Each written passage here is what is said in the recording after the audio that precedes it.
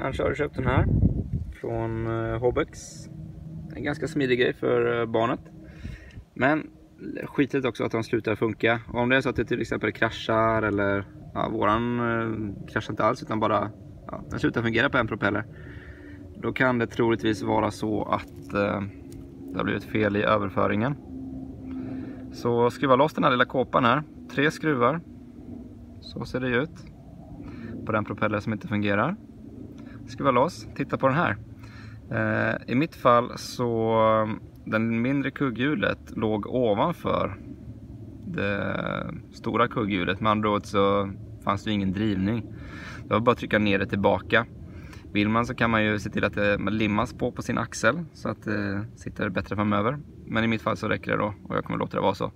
Bara genom att trycka in det lilla kugghjulet så att de får kontakt igen.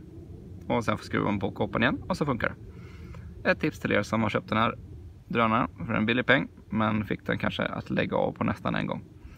Ett tips så slipper ni reklamera den på en gång.